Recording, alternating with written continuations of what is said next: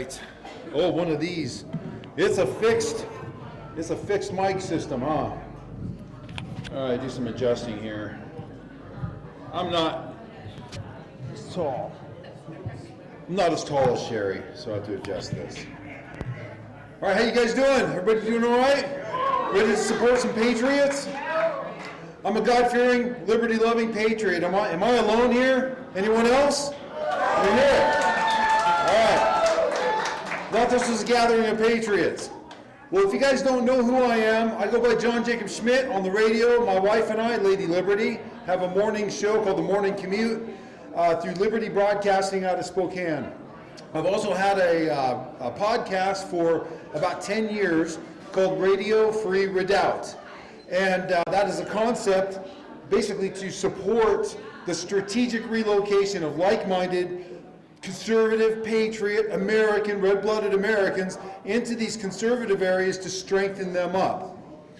Now, this has really confounded those on the left. They're trying to figure out, what is this American Redoubt thing? I'm not quite sure. We got rid of Nazis, so why is it rearing its ugly head again? And this kind of nonsense they pull out of their butts to try to explain something they don't understand. It has nothing to do with that. The racism thing is it's the only thing that they know how to try to pin on the conservatives today, whether you're a 3%er, whether it's the militia, whether it's a pastor, a Christian pastor. When they don't know what to do with it, they just pin racism on it. Really, they're not even being genuine. I mean, if a handful of guys tried to start up another one of those Aryan compounds, they'd end up with about a dozen guys, and they'd be pretty much alone. The rest of us, that's not what it's about. We're not interested in that. What I am interested in, and this is what the American Redoubt is, when communist revolutionaries are threatening to burn our town to the ground, and the Patriots roll out by 1,000 in Coeur d'Alene and Sandpoint, and stand as the law enforcement recognize that was the single most influential deterrent to Antifa coming to Coeur d'Alene and starting anything. So right? So Lady Liberty and I said, well, let's grab our kit, let's roll out. Because I started seeing Chad, from Off-Grid Living. He's got an awesome Facebook or live video stream. So we were watching this and we're like, we got to roll. So we grabbed our kit, grabbed our weapons. We headed into Coeur d'Alene and linked up with a bunch of other patriots, some Amron operators, some of the militia and the 3%, and just started meeting people we'd never seen before, never heard of before. And it was it crossed all the lines. I mean, there were the Northwest Patriots, the bikers, you've got the 3%, all these groups coming together, reaching across, shaking hands, and standing their ground to protect what's ours, what's rightfully ours to defend. This is our home. Communists don't belong here. So, we made that very clear to them. So that is what the American Redoubt is about. It's about patriots that are standing together to defend this area.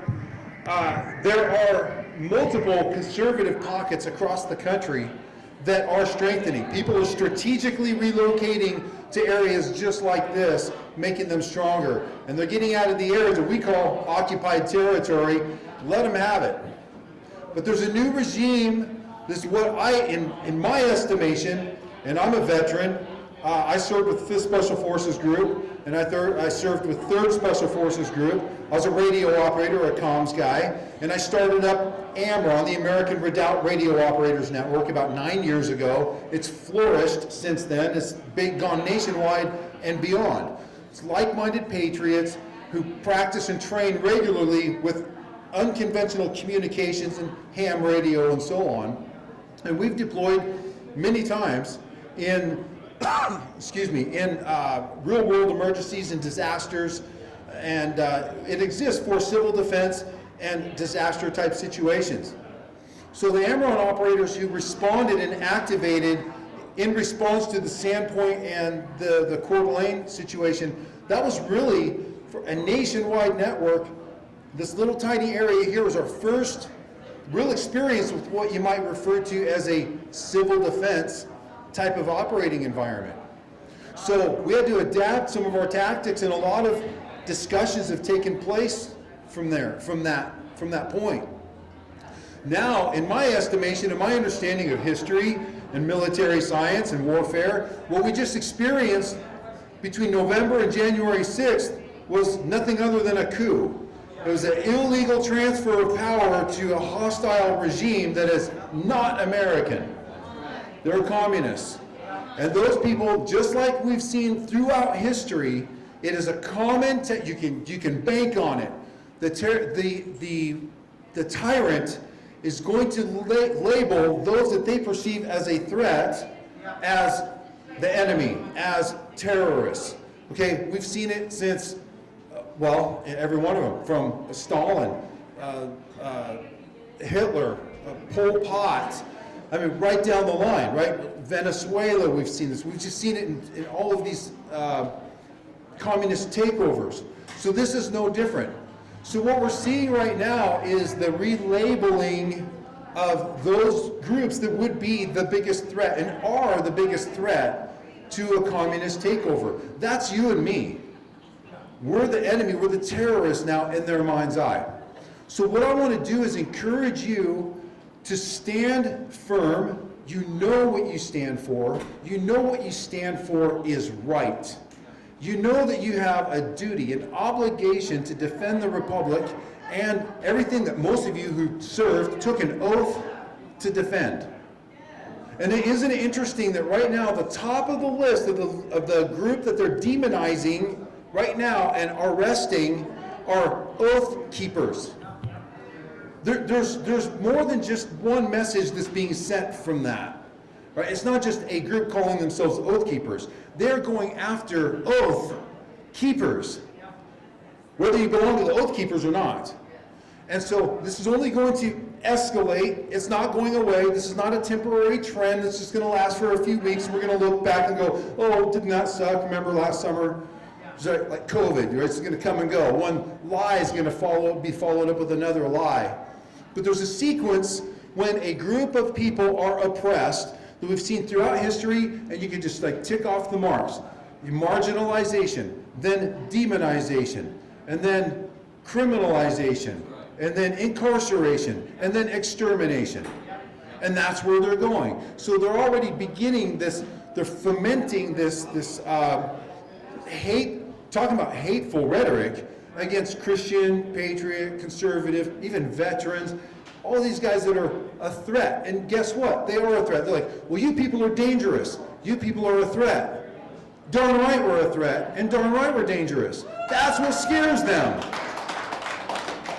That's what scares them so much. In fact, that's where they're going to put their efforts on demonizing so that they can criminalize and then incarcerate and then exterminate. But we're not going to back down on what we stand for. We cannot give up. We cannot let up.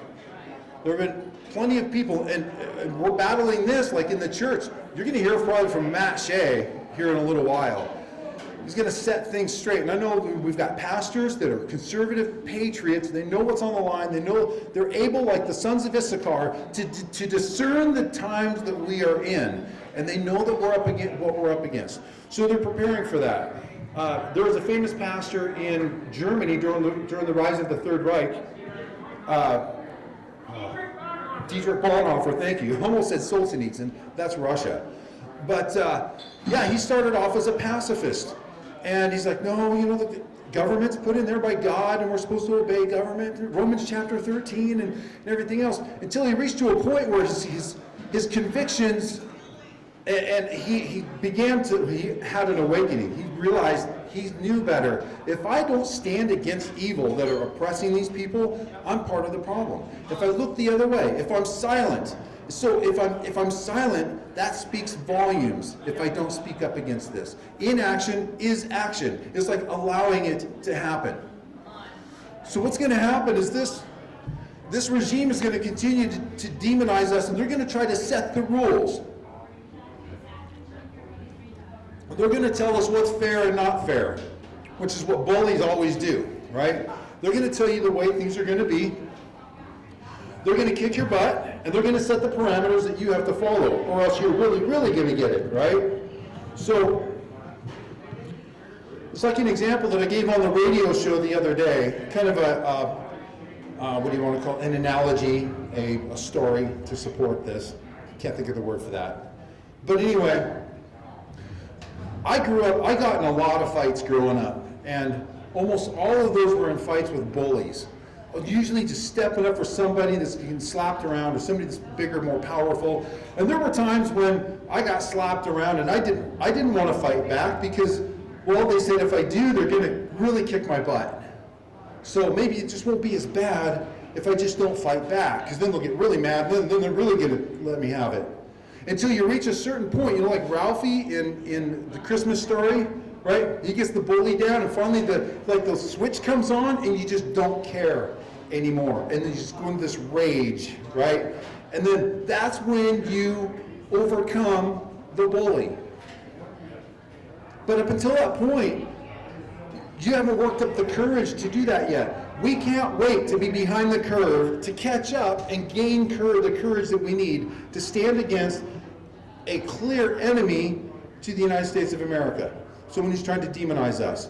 So the analogy that I used, I think it was last week, I was talking to Lady Liberty on the radio about being in a fight. And I got in a fight with this bully that he kept slapping around these younger kids. And so I confronted him and I says, hey, you're not going to do that anymore. We're done. You are not going to be bullying these people around. So he turns around, punches me in the nose, right? I grab a hold of him, fight's on. So we're duking it out. And he had some kind of like shoulder length hair. And I grabbed a hold of his hair and jerked the guy's head back, the bully. And he's like, let go of my hair. And you know what I did? I went, whew, like this, right? It was so forceful, it was so, don't pull my hair, that I actually let go of his hair for a second, right? And then I'm like, wait a minute, that's not how it works, right? And so I grabbed a hold of him and then the fight was on. And I ended up prevailing. But the thing is, the bullies are going to try to tell you what the rules are, what you can and can't. Don't pull my hair. Don't you dare have any more than a 10-round magazine. We're coming for you, all right? And we're going to use combat weapons, and you better not have a combat weapon. And if you do, it better not have more than 10 rounds, or else. And the tyrant has historically always tried to set the rules that they want you to follow, and these guys cannot kill you any more dead for not following the rules to doing what people in history before us have done, and they faced off with the tyrant, and they fought to the bitter end, and they poured every bit of their heart and soul into that fight. And if they hadn't, we wouldn't be enjoying this today that we have. So that time's coming, and they're pushing. So I want you guys to strengthen each other. The previous gentleman that was up here speaking, I didn't hear everything he said, but what I did get was a message of unity. It doesn't matter what your background is. I'll tell you what, the left, I mean the militant left, they're joining across aisles. They're setting their differences aside, and they're unified in this anti-American agenda. And one of the problems with the Patriots traditionally has been division, egos. I'm not going to follow there. I'm not going to follow under somebody else's command. I don't know who that person. I'm not going to this or we got a better plan over here. Or some form of division just dogs us continuously. So what we're seeing is we're going to be forced into a situation where we're going to have to overcome differences. We're going to have to unify and understand there's some common things that we need to stand for. Now, what I've seen, and I'll just go into this next stage, kind of like what to do now or what to do next or what can we expect next. So we talked about the oppression, the tyranny side of things. We'll talk about, I've mentioned, local, Sherman Avenue, June of 2020, right? Backed up to talk about the macro view, how these people view us, tyrants, and the coup. But I want to step back one more, because after this coup, what I saw in January was a gut punch to the conservative patriot movement. I mean, it took the wind out of everyone's sails. There was confusion. Their spirits just were crushed. And people started milling around in circles aimlessly trying to figure out what now? What do we do now? I don't know what to do. So I'll just keep walking in circles because I don't know what to do. And we're kind of just now starting to kind of get out of that slump, that phase that we were in, right? We're starting to try to shake it off. So there's a lot of discussion about what should we be doing now? What can we expect next? Now, there is what you guys probably have already heard, what's called the Great Reset. Now, this is not an American thing. In France, they are rioting because they are sick of being locked down and their businesses being shut down and they're losing their businesses and so on. In England, it's like tens of thousands of people out there chanting "Kiss our arse," right? And singing, up yours to the government, we're not following this anymore. And they're saying, we have to follow the science. We have to trust the science just a little bit longer. Even Beijing Biden, just a couple days ago, Americans, please just follow what Dr. Fauci is saying. The liars. The whole thing's a scam. And this is not just an American scam, although we're the biggest target because we're the biggest barrier to the socialists and the globalists. Okay, so they're placing a lot of effort there. The other thing that's really troubling these guys is the fact that we are armed to the teeth. The British, the Australians, they gave theirs up. They deserve it as far as I'm concerned, without a fight, without a whimper. And that's the most they got out of them. They just whimpered. And as they turned in their firearms. So the United States is a whole different ball game. So they got plans for America. But I'll tell you what, we've gotten our butts handed to us for almost 15 years in Afghanistan, haven't we? We never really conquered Afghanistan. But this is multiple NATO nations rolling through there. United States, Australia, British, French, German troops, just one after the other. And they still never really conquered it. The United States is like 13 Afghanistans. We're heavily armed. You guys get that? The landmass, 13 Afghanistans here. They don't have any more resources than they had 5 years ago. If people organize this, not only that, we're talking they would have to use troops against their own people, and they're not really excited about that. So they got a big problem in the ranks, and they're trying to purge the ranks. FBI, DEA, the U.S. Marshals, the military, they're full of patriots, and that's a huge problem. So there's a purge going on right now to get these people out of the patriots out of there. So to hunt them, hunt the extremists from among the ranks. So this great purge, this great reset that's taking place, you need to think about what their plans are and what's coming next, because the COVID scamdemic is phase one of this reset. Okay, there are a couple of other phases that are going to be very serious. Now we have to, what could that be? Well, they're pointing to us. They're pointing out their plans. Just a few years ago, they did a training exercise called the Long Dark Winter, and it was specifically designed around a made-up scenario-based training exercise focused on a global pandemic and the measures that they would have to take. Now, who's involved in that? Bill Gates, the World Health Organization, and the Economic Forum, World Economic Forum. Bill Gates is behind this. Now, Bill Gates has also been working with China for years with developing vaccines and working with bioweapons, right? And of course, it's to help humanity to find vaccines. Lo and behold, it's the very same area, the region of China, is where COVID comes from. So this is all World Economic Forum. This is all Fauci and all these people are involved in all of this. And they're telling us this is the threat that's coming, a global pandemic. And then what do we have? A so-called global pandemic. The next thing they say, this is the next thing that's coming, and they're saying food shortages. But before that, they're saying the biggest threat that we actually face is a cyber attack. They're saying we have so many vulnerabilities that the cyber attack is the #1 threat to the world, which will dwarf the COVID threat if we are confronted with a cyber attack.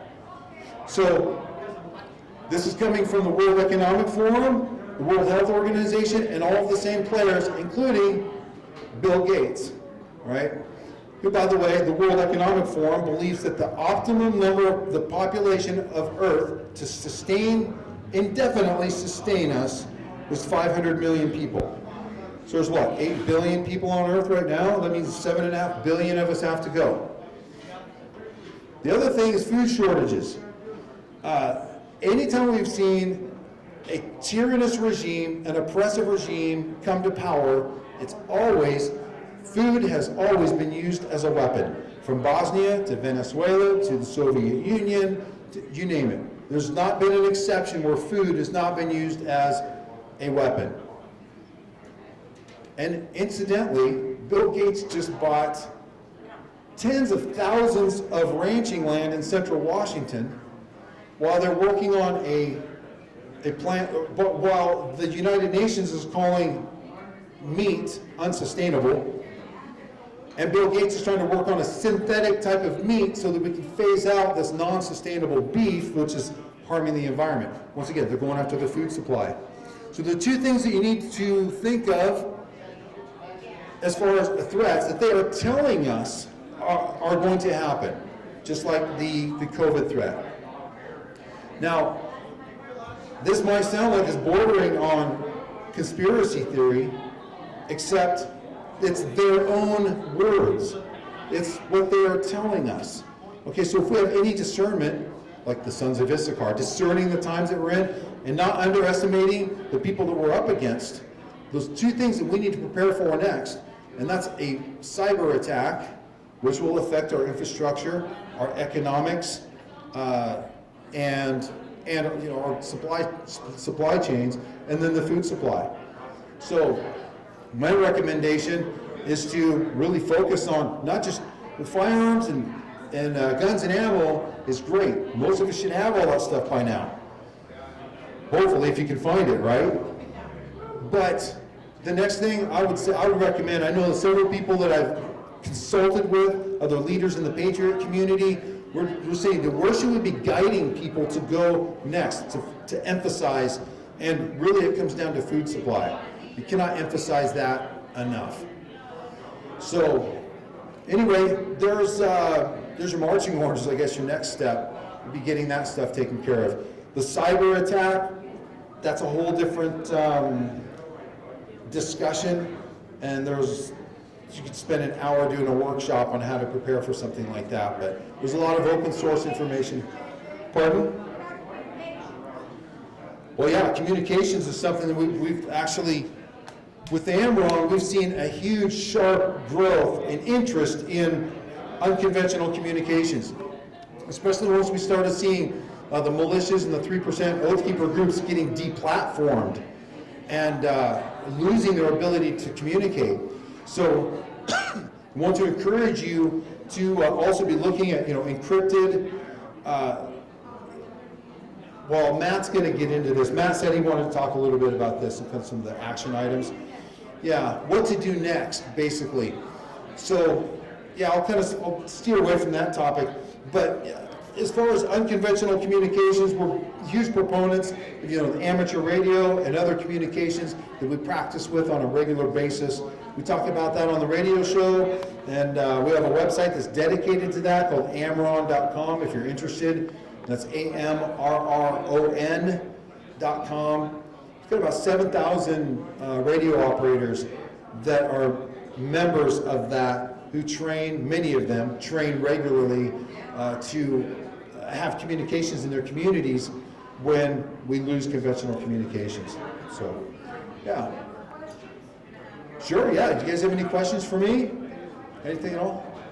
Yes, sir.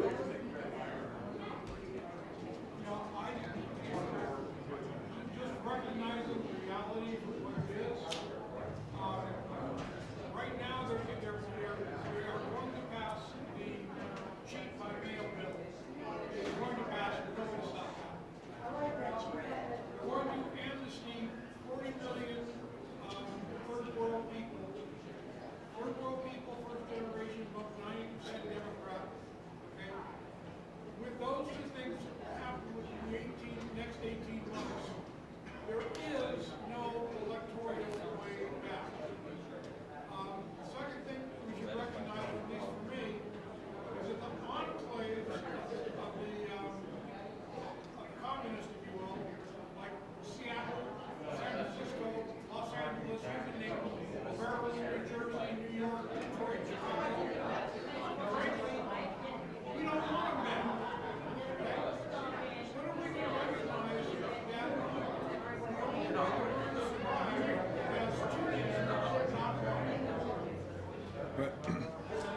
Okay, let me try to recap as much as I can. First of all, I can't cover every topic. I don't have enough time, and also because of the venue, there are certain things that I can't or won't go into today. What he's talking about, though, to kind of recap, with the floods of third world illegals that are flooded in, this is intentional, this is strategic, combined with the voting laws that they're really shoving through right now, like HR 1. They're removing, they're attempting to remove a state's ability to require identification, voter ID. They want to overturn that. They want to go completely mail-in voting, which the Democrats thought would be a wonderful idea to win, and they did, and it worked, right? Okay, so let me explain something to you. President Trump won the election, right, by a landslide. That was the last election in the United States. The rest of them are going to be show, all right? Just like Russia, just like Venezuela, just like Cuba, China, all of this, it's over. We saw our last, actually probably in 2016, we saw our last legal election. There's so much that happened that's illegal here. We will never have another lawful legal election in the United States, or what used to be the United States, without a fight. There is no way out of this without a fight. And I don't know how else to say it. And I can't get into details about what that might look like, or try to speculate about what we should do at this point, or I just know that we need to start thinking that, first of all, there's not going to be another fair election. I believe that the republic is gone at the federal level, and I don't think there's going to be any way of restoring it without a fight. So that's what we have to look forward to at some point in the future, and whatever that's going to end up looking like. So I think we need to be identifying leadership in our communities now that we can get behind. And I'm talking about elected officials, pastors, those that are, boy, this is really hot. That got really hot. You got a problem with a speaker or something? Yeah. Okay. I try to do as much volume as I can.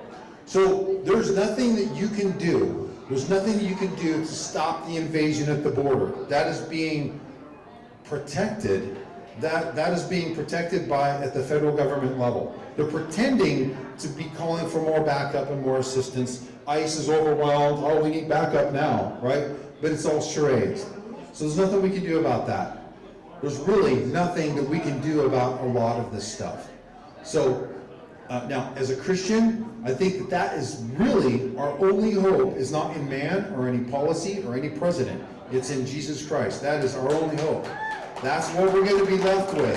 Whether you believe it or not has no bearing on the reality of that's what we're up against. So one day, whether you believe it or not, you'll realize it. A lot of you already do realize that, and that's where we should be doing most of our fighting. It should be done on our knees, because that's where a lot of these battles are taking place. We cannot physically secure our border given the current regime, and that's what it is. It is not administration. They are not administering laws and executing laws that Congress has passed. It is a regime. They're carrying out an agenda. And so back to identifying local leadership, I think that right now, you should start really concentrate on building Frith, which is what you guys are doing. Whether it's the Northwest Patriots, a motorcycle club, a riding club, or whether it's within your Oath Keepers or 3% groups, and you need to be identifying leadership that you can rally behind, because this is what I know from history and unconventional warfare. Typically, it reaches a certain tipping point where it all collapses and it falls.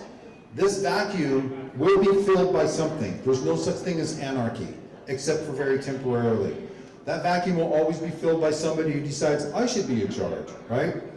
So there are people that are already planning on what that's going to look like, with or without your input. So if you do want some input, there are conservative, patriot, elected representatives or legislators. There are county commissioners.